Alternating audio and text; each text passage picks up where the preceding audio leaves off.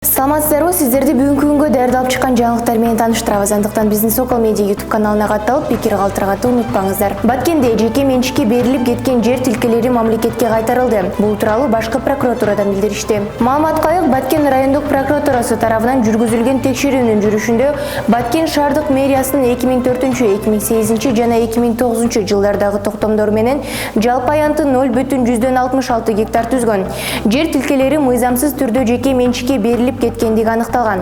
Аталган жер тилкелери боюнча прокуратура сотко доо арыз менен кайрылып, жыйынтыгында жер тилкелердин укук берүүчү жана укук ырастоочу иш кагаздарын жараксыз деп табылган. Райондук прокуратура тарабынан Баткен шаарынын мэриясына келтирилген прокурордук талаптын негизинде жалпы 4 миллион 45 миң сомго бааланган жер тилкелери муниципалдык менчиктин эсебине кабыл алынды. Мамлекеттик бажы кызматынын контрабандалык каршы күрөшүү башкы башкарманын кызматкерлери тарабынан бажылык укук бузуу фактысы аныкталды. Бул тууралуу ведомство басма сөз кызматынан билдирди. Маалыматка ылайык, Европа биримдигинин аймагында Кыргызстандын аймагында БВР жоопкерчилиги чектелген коомдун дарегине Volvo үлгүсүндөгү 10 бирдик атайын техника алынып келген. Жүк коштоочу документтерин текшерүүдө аталган компания тарабынан ТИТН боюнча товардык коду жөнүндө жалган маалымат берилгендиги аныкталган. Мамлекетке келтирилген зыяндын суммасы 8 миллион 813 миң сом түздү. Аталган факт боюнча материалдар процессуалдык чечим кабыл алуу үчүн Кыргыз Республикасынын башкы прокуратурасы өткөрүп берилген.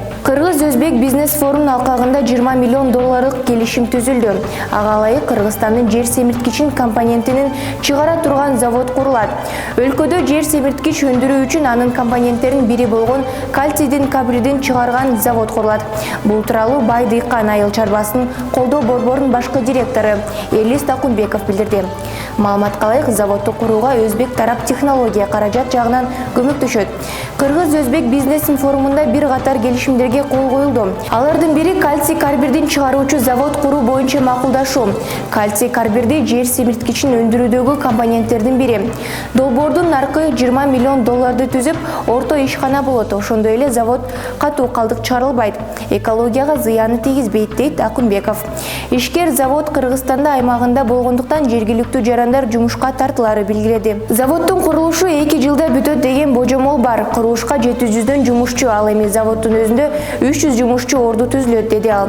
Ошондой эле аталган завод үчүн сырье өлкөдө бар экенин, ал эми өндүрүлгөн продукция толугу менен Өзбекстанга экспорттоолорун кошумчалады. Мамлекеттик салык кызматы 2023 жылдын январь айында 17 миллиард 854,2 миллион сом салык жана камсыздандыруу төгүмдөрү чогултту. Бул тууралуу ведомстводон билдиришти. Маалыматка ылайык, белгиленген план 883,3 миллион сомго ашыгы менен аткарылды.